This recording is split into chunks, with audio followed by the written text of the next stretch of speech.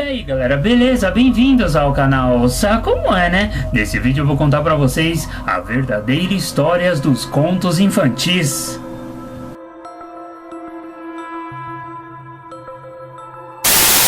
Todos nós sabemos como termina alguns contos de fadas. O príncipe beija a princesa e todos vivem felizes para sempre. Mas será que foi sempre assim? A verdade é que a maioria dos contos de fadas que nós conhecemos hoje, em sua origem, tinham finais muito mais extremos e envolviam temas mais pesados, como canibalismo, homicídio e tortura.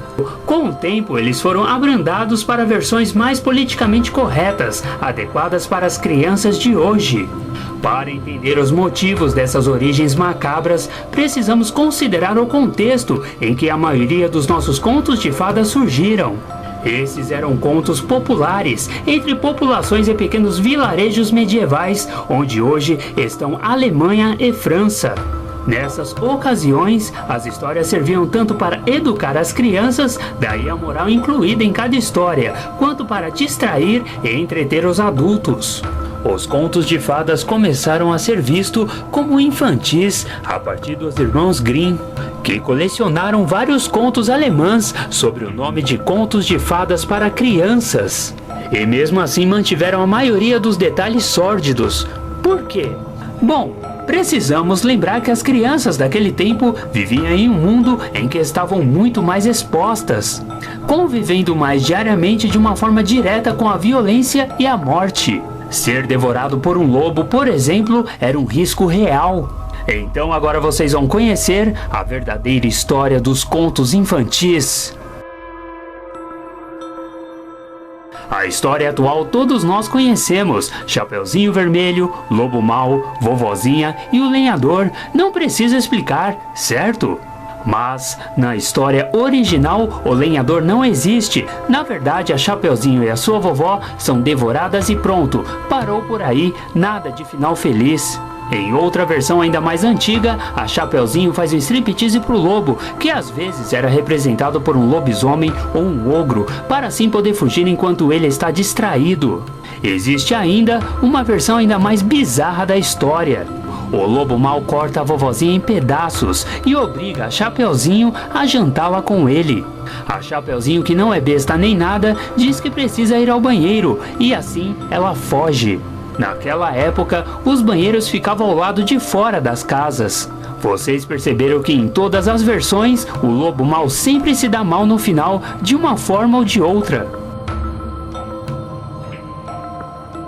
Na história original da Branca de Neve, a madrasta malvada, que em algumas versões não é madrasta, e sim a sua mãe original, não cai de um penhasco, como é mostrado no final do filme da Disney. Ela na verdade é forçada a vestir sapatos de ferro em brasa e dançar até cair morta. Outra bizarrice nessa história é a idade da Branca de Neve. Na versão dos irmãos Grimm, ela tem apenas 7 anos de idade, ou seja, príncipes pedófilos eram normais naquela época. E ao invés de dar um beijo de amor, o príncipe carrega o corpo morto, ou adormecido se vocês quiserem, da Branca de Neve para o seu palácio, para que assim ela estivesse sempre com ele. Mas isso pode ser considerado um tipo de necrofilia, né? Depois de algum tempo, um dos seus servos, cansado de ter que carregar um caixão de um lado para o outro, resolve descontar as suas frustrações dando uma surra na Branca de Neve. Um dos golpes desferidos no estômago faz com que ela vomite a maçã envenenada e assim volta à vida. Mas de todas as mudanças feitas através dos anos, a mais sangrenta foi em relação ao coração da Branca de Neve. Nas histórias mais antigas, a rainha não pedia ao caçador para trazer só o coração. Ela queria também outros órgãos principais como o pulmão, fígado e etc. Fora isso, ela também queria um jarro com seu sangue. Acho que o caçador precisou mais de um servo para resolver isso. Vocês devem estar se perguntando, pra que tudo isso? Simples, ela queria jantar a Branca de Neve. Bizarro, né? Essa sim tem um passado bizarro. Nas primeiras versões, ao invés de espetar o dedo numa agulha e cair desacordada, a Bela Adormecida tinha uma farpa encravada debaixo da unha. Parece uma mudança pequena, mas ela nos leva ao ponto que realmente importa. Nessa mesma versão, o príncipe não é tão encantado assim e resolve, digamos, se aproveitar da Bela ainda adormecida. Depois de satisfeito, ele simplesmente vai embora. 9 meses depois, a adormecida dá à luz a gêmeos. Em busca de leite, acabam acidentalmente chupando o dedo dela, retirando assim a farpa amaldiçoada. E a coisa não para por aí. O príncipe que a engravidou continuou voltando durante os 9 meses. Quando ele chegou lá e encontrou a Bela, já não mais adormecida e com 2 crianças, ele decidiu se casar com ela. Bom, pelo menos isso, né? Mas ele não poderia levá-la ao seu castelo, pois a sua mãe era uma ogra. Ela tinha o hábito de comer qualquer criança que aparecesse em seu caminho. Por isso ele esperou alguns anos até que seu pai morresse e ele virasse rei, para aí então poder levar a sua mulher para o seu reino. E assim aconteceu, mas na primeira viagem que ele fez, a sua mãe ogra resolveu fazer o que todo ogro tem que fazer: comer seus 2 netos. E não satisfeita, também a sua nora. Mas com a ajuda do cozinheiro, a Bela acordada conseguiu se esconder até o retorno do seu marido, que quando ficou sabendo dos planos da sua mãe ogra, mandou matá-la. Bonito isso, né? Em outras versões, o príncipe na verdade já era rei e a mãe ogra era a esposa do rei. O resto é bem parecido. A esposa ciumenta quer como vingança comer os 2 filhos bastardos do rei, mas acaba sendo descoberta e queimada viva numa fogueira. Algumas versões envolvendo um peixe gigante no lugar da fada madrinha. Em outras histórias, a fada madrinha é na verdade uma árvore que nasce sobre o túmulo da mãe da Cinderela. Uma das modificações mais brutais ocorre no momento em que as irmãs malvadas tentam calçar os sapatinhos de cristal para enganar o príncipe. Numa versão bem bizarra da história, uma delas corta fora os seus dedos do pé para vestir o sapatinho de cristal e assim enganar o príncipe.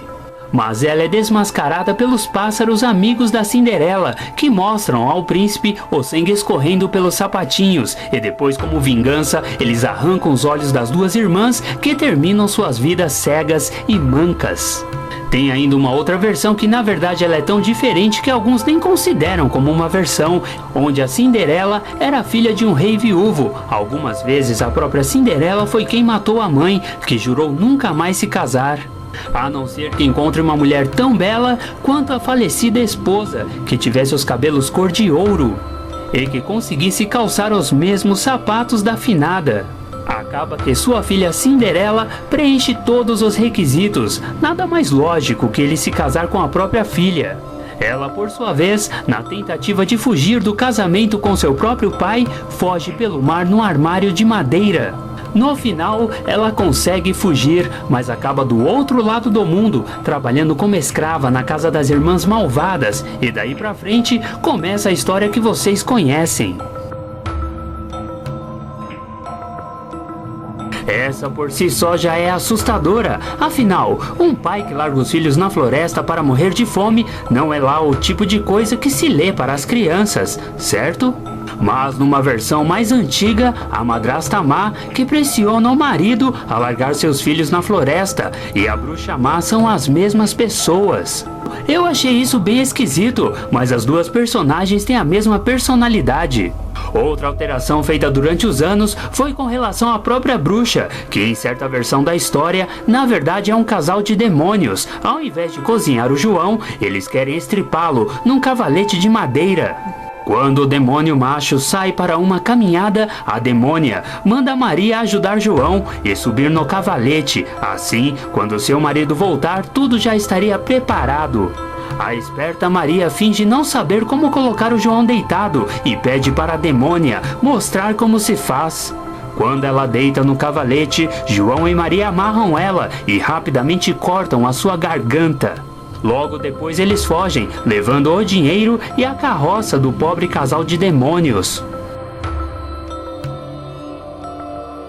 Nessa história, um tocador de flautas mágico é contratado por uma cidade para livrá-la de uma infestação de ratos.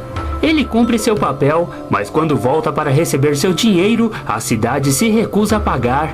Daí, como vingança, ele usa os poderes da sua flauta para raptar todas as crianças da cidade e só as devolve após receber seu pagamento. Até aqui tudo bonito, mensagem positiva e uma moral no fim da história. Mas o conto original não é bem assim.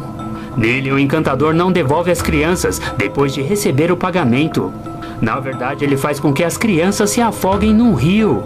Em algumas versões ainda mais antigas, há referências de pedofilia em massa dentro de uma caverna escura. A grande diferença nesse conto está em seu final. Ao invés de se casar com um príncipe e viver feliz para sempre, a pequena sereia na verdade é abandonada por ele, logo após ele beber a poção mágica, que lhe transforma em mulher. Mas, como tudo tem seu preço, a poção tem um pequeno efeito colateral. Durante o resto da sua vida, a pequena ex-sereia iria sentir uma dor tremenda nos pés, como se eles estivessem pisando constantemente em facas. Vendo a traição, alguém oferece um punhal para que ela tenha sua vingança. Mas, ao invés disso, ela pula no mar e morre, se dissolvendo em espuma. Bom, comparado com o Chapeuzinho Vermelho, essa é até bem mais tranquila. Em uma das primeiras versões, Bela tem algo em comum com Cinderela, duas irmãs malvadas e invejosas. A trama original continua. Após conquistar o amor da fera, as irmãs tentam reter Bela fora da sua casa durante muito tempo. A ideia é irritar o fera, fazendo com que ele devore a sua amada quando ela retornar. Na história, a Rainha do Gelo, os Trolls são malvados e fazem um espelho que distorce as imagens. O espelho se quebra e pequenas farpas atravessam os olhos e o coração de Kai, irmão de Gerda. Sim, a história original gira em torno de uma garota e um garoto. A malvada Rainha da Neve aparece e faz com que Kai se esqueça da irmã e leva ele com ela. Gerda procura pelo irmão, uma moita nasce das suas lágrimas e investiga todos os cadáveres enterrados no chão, mas nenhum deles é Kai, ou seja, ele ainda está vivo. Com a ajuda de uma garota ladra, eles retiram as farpas de Kai, combatem a bruxa e voltam para casa. O personagem é muito mais manipulador na história, As Aventuras de Pinóquio. Assim que ele aprende a falar, ele foge de casa e quando o grilo falante tenta dar bons conselhos para ele, Pinóquio se irrita e mata o amigo com uma martelada na cabeça. Depois, ele fala com os mortos e fica agonizando quando dois perseguidores o enforcam. Ele escapa, Gepeto é engolido por um tubarão ao invés de uma baleia. Mas no fim da história, Pinóquio está à beira da morte. Quando os garotos perdidos envelheciam, o próprio Peter Pan se encarregava de matá-los para evitar a superpopulação na Terra do Nunca. Outra história, Peter Pan enterrava cadáveres diariamente, incluindo bebês que se perdiam e eram assassinados. Bom, neste caso, a história é muito diferente. Logo nos primeiros encontros entre Rapunzel e o príncipe, ela fica grávida. Algo descoberto pela feiticeira ao ver a barriga da prisioneira.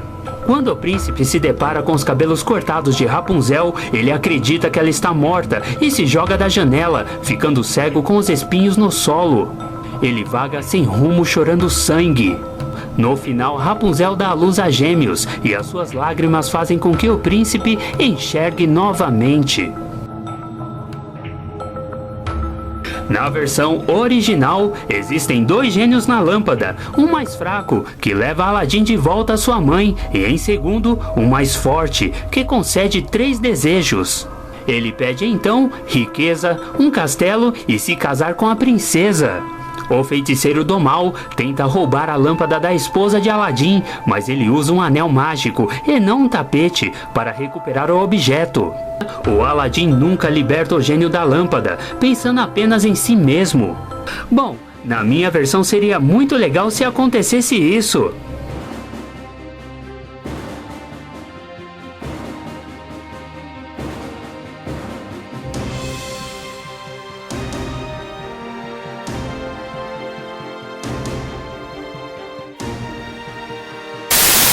Bom galera, então é isso, espero que vocês tenham gostado do vídeo. Gostou do vídeo? Clique em gostei aqui embaixo e não deixa de se inscrever no canal para sempre receber as atualizações de vídeo. Favoritando e compartilhando esse vídeo no seu Twitter, Facebook, você ajuda na divulgação e fortalece ainda mais o nosso canal. E não se esqueça de passar na fanpage do canal no Facebook, ela é bem interativa e legal, e vocês ficam por dentro também dos próximos vídeos. E galera, comente, com a sua opinião, dica, sugestão, sempre é muito bem-vinda. Então é isso galera, até mais, beleza?